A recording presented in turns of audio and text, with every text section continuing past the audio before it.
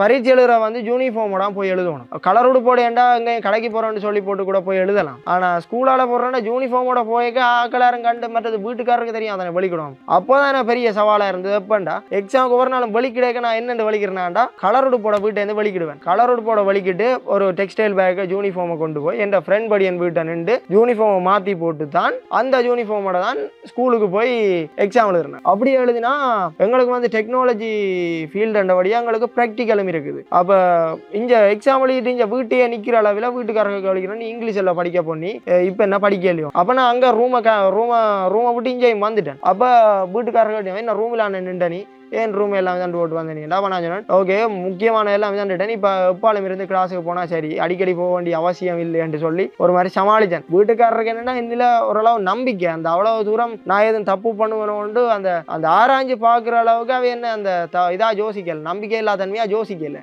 அதாலே என்னவோ நான் வீட்டுக்காரருக்கு வந்து என்னில் அவ்வளோ டவுட் வரே இல்லை.